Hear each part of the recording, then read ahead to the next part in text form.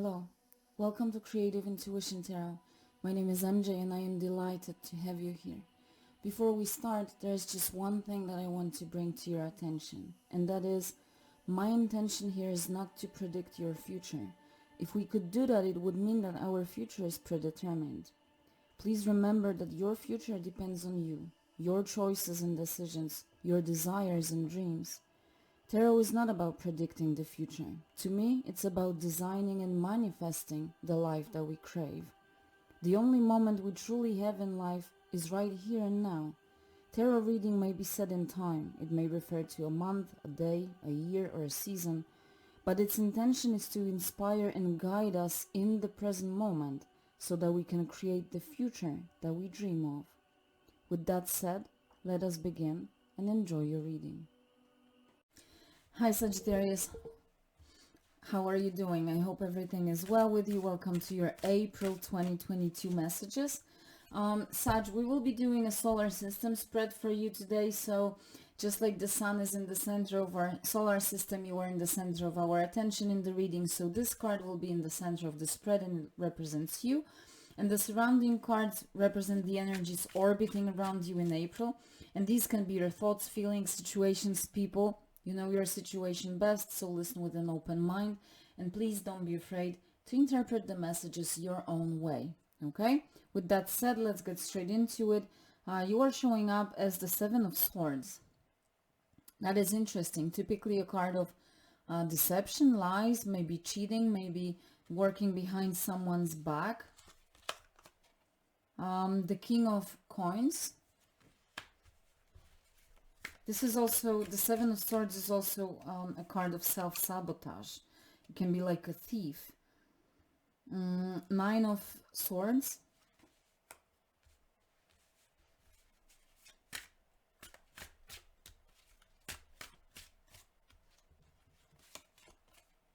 The World, beautiful.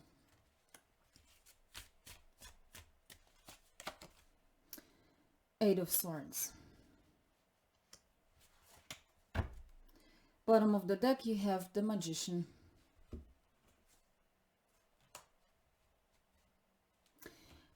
And the Page of Swords. For some reason underneath I feel it also matters. So the first thing that I am immediately getting is you have the 7, 8 and 9 of Swords in this row right here. So what is happening in your mind space, Sag? What are you worried about? What are you overthinking? Now I know, seeing those three cards, is that the self-sabotage that I was talking about is that energy. That I am picking up on. Okay? I don't think anyone is deceiving you, even though for some of you, obviously, your situation may be specific and there may be a person that is deceiving or lying, and that is what you are worrying about, right? But primarily, there's a sense of self-sabotage. So you are stuck in your head. With the Seven of Swords, maybe thinking, I'm not good enough. I'm not going to make it. I don't deserve. I don't have enough resources, talent, skills. I'm just, I don't know, they just don't like me. I'm not good looking enough. Whatever your situation is, that is the self-sabotage that our human ego mind is creating. Because our ego mind likes to control stuff, and when we are not able to control the outcome, when there is uncertainty, there is something unknown ahead of us, it creates fears, it creates illusions of fears, it creates projections of fears of things that have not happened, and they don't have to happen ever in your life, in our life. That's how our mind works, especially when we allow it too much power. We allow it to talk to us all the time. It starts to talk that gibberish, right? I'm not good enough, blah, blah, blah. And it keeps creating fear and anxiety. So what is it that you're so stuck upon? Why are you so harsh on yourself? You know, we all go through different situations in life. We all go through rejection at some point, whether it's in our career space, in perhaps family or a circle of people, in relationships. We all go through some kind of failures, we make mistakes, and that's okay. The moment we become too harsh on ourselves, like, oh my God, I did it again. I'm so lousy. I'm just a walking failure. That's where we start to hurt ourselves. The external world doesn't necessarily have to think about us that way. And even if they do, so what? The most important thing is how you perceive yourself and the people that you trust, how they perceive you. What other people think of you is none of your business, and it's definitely not your problem. Okay? I hope that makes sense. For some of you, because this is a thief, like running from the bank with this mask, right? Your mind space is that thief. It's masquerading. It's putting a mask of, you think that the way you think is because you have to, because we are taught that that we should never think good about ourselves, that it's selfish, we should never be like self-centered, putting ourselves in the focus of our attention. So it's masquerading behind the thoughts of like self-care, but in fact it's a trickster. It's doing things to weaken you, okay? And that's where we come to the 8 and 9 of swords. First of all, 8 of swords is keeping you stuck, right? This is being stuck in overthinking, in that continuous circle of vicious thoughts, keeping you stuck. And then also with the 9 of swords, creating fears, creating anxiety, maybe even depression, making you lose sleep at night because you're so worried. So not only you are tired on mental level, but you become tired on emotional level and on your physical level as well. Your mind, even though it's in your head, it's impacting all levels of your being, right?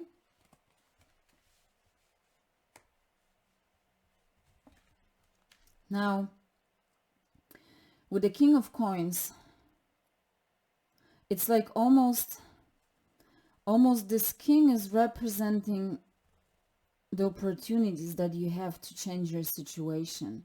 And I just looked, we have this wreath or wreath, how do you, I'm sorry, English is not my first language, but we have that in the world card. And then it's also like here, almost behind the king, but not full, right? It's just like peeking from the sides. It represents the opportunity, and this opportunity is change represented by the world. But are you seeing this opportunity? The King of Coins is someone of like a business mindset person, and it doesn't have to be an actual businessman, but someone who has that entrepreneur nature, even when it just comes to their life in general, doesn't necessarily have to be career related, okay? But the King of Coins is someone who's recognizing opportunities, all of them, or the abundance, the plentifulness symbolized by the grapes. He, regardless of gender, it's just masculine energy, recognizes those opportunities. Now, he's making wise choices. He's the king, so he's smart, he's strategizing, he's brave, but at the same time, he has that intelligence to make the right choices, which of those opportunities he takes, right? It doesn't mean that he sees opportunities and he takes them all, because that would mean that he invests his resources in a very lousy way. But he's recognizing the abundance of opportunities, and from that abundance and plentifulness, he's able to pick up the ones that are right for him. Are you recognizing your opportunities? Are you also recognizing your own strengths, your capabilities, your self-worth, how good you are, what you can offer to the world, to your employer, to, I don't know, to your circle of friends, to a collective, whatever that is? Are you recognizing the resources that you have and the opportunities that you have? That is what you need. Also, the King of Coins is someone very grounded and reliable, and you need to, I feel, you really need to strongly ground yourself. When you are in this state represented by this middle row, you're not grounded. This is not being grounded. This is actually being in chaos. This is being in lack of harmony, in imbalance. You need to ground yourself and really look rationally at your resources, opportunities, at your situation as a whole. rationally, not from the place of that trickster mind, not from the place of your fears and anxieties and uncertainties, not from the place of overthinking, but rationally. So perhaps the King of Coins represents, maybe you have like a trusted person who you can ask for that external outlook on your situation to help you look at your life from a more rational way. But primarily, this is you. You need to be able to ground yourself and look at your situation rationally, okay? And that moment when you do so, you will start realizing the opportunities, and you will realize that you have the opportunity to change your situation. Again, the plentifulness, just like in the King of Coins, you have the plentifulness symbolized by the grapes in this card. Also, you have the stars here. And stars always make me think of dreams, wishing upon the star, wish being fulfilled, granted, but also stars are the guiding light. Okay, so you don't have to make any choices or moves in chaos. The guiding light primarily that you should follow is your intuition. Okay, or if it's business related, this reading, then your business sense, your business acumen, but primarily this is your intuition, right, that is guiding you. But in this state, you're absolutely not listening to it, because you're giving the power away to your ego mind, not your intuition, not your higher mind, not your heart and soul, but to that ego mind that is a trickster. Okay, with the world, you have a chance to close this cycle of bad thinking, of toxic thinking patterns. You have a chance to close it and move to a new place, to grant yourself a new start. This is your life. If you want to start things afresh, you don't have to wait for the divine to bless you. You don't have to wait for people to tell you, yes, you can start afresh. The thing is, are you granting yourself, are you allowing yourself to start? Even if it means starting from the scratch. If you only want to, you can move through that portal and start afresh. Move yourself to the place, from the place of this toxic thinking to a place of plentifulness of opportunities, a place of success, of happiness, adventure, dreams fulfilled, you name it. This is the last card of the major arcana, right? Then the Fool starts again. Just allow yourself to be the Fool. The Fool is not stupid. He's just starting something new. He's taking the leap of faith. The Fool is a risk taker, but he's not afraid of unknown, because he knows that this new is a beautiful adventure that will lead him to enlightenment, to expansion, to growth. Now with the Magician, it's exactly what I said. You decide. Your life is in your hands. Okay? But the Magician is also about, and it's number 1, so it's that new beginning. But it's also about seizing your magic, recognizing that you have all the resources, tools, skills, and talents that you need to create the reality that you desire. Again, you don't need external validation. You don't need to wait for someone's blessing. It's all in your hands. And that connection to all those tools, resources is forever. See this infinity symbol here. Provided that you allow yourself to tap into your own magic, your life is as magical as you make it. And remember that the Magician is not making a hocus pocus, creating something out of nothing. Magician works with his existing resources and circumstances to shift them and create the reality that he wants. Okay? But what you need is not only that magic, okay? But what I said with the world, allow yourself to be the Fool, allow yourself to be an apprentice, and that's where you have the Page of Swords. Allow yourself to be curious, to be open-minded. This is closed-minded thinking. Allow yourself to be open-minded. Allow transformation in your mind space with the snake. Pages represent young people. They can represent children, but primarily, regardless of age, they represent a refreshed spirit, a youthful spirit. a refreshed mind space. You got 2 snakes here. Allow yourself a change in this. You don't need external blessing or approval.